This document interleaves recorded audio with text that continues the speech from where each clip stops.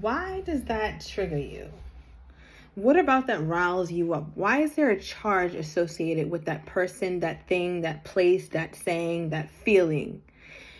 Our triggers are here to teach us. So if something comes up, something boils up in you, a situation happens and you feel that emotion, right? That's another reason why it's so important for us to know how our emotions feel in our body. When you feel anger, when you feel sadness, when you feel grief, where does it well up? Does it happen here? Do you feel tightness here? Do you feel something in your throat area? Do you feel an uneasy stomach? Does your blood pressure rise? Do you get hot? Do you get anxious? Do you start to stutter?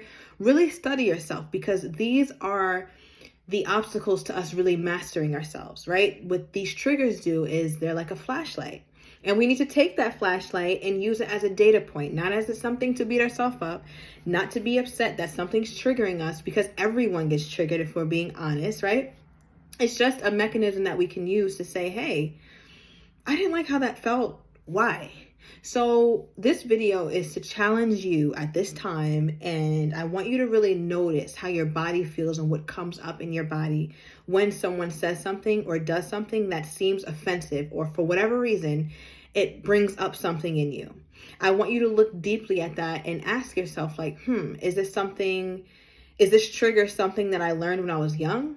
Am I still some way, somehow copying or repeating certain behavior patterns and certain reactions that I saw when I was younger? Am I somehow still dealing with some sort of pain that has not yet been resolved? Am I hiding it away, and the only way it comes up is during this trigger? And that's also the beauty about triggers, because sometimes we don't realize how deeply seated something is until we're triggered. Something has to happen for it to come up. Right? So again, don't be upset at that person for saying that. Don't be mad at that man for looking at you sideways.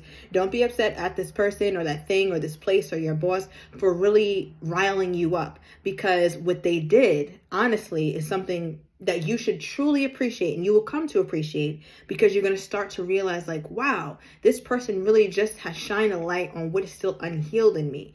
At that point, you rewrite your story. At that point, you take your power back. And at that point, you become the hero of your story and say, you know what?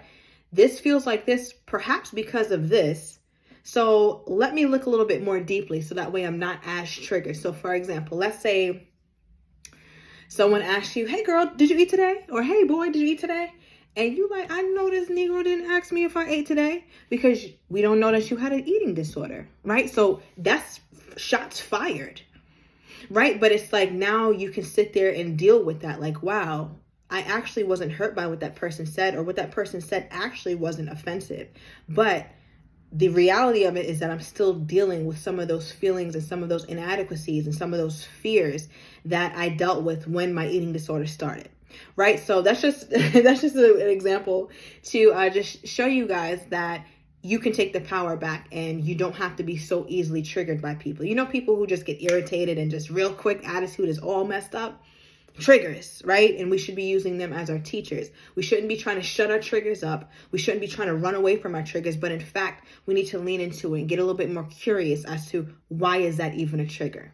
So I'm Alyssa, and I wanted to teach you a little bit today about why our triggers are our teachers. I hope this video was of some help to you. Thank you so much. Like, share, and subscribe, and I'll talk to you guys soon.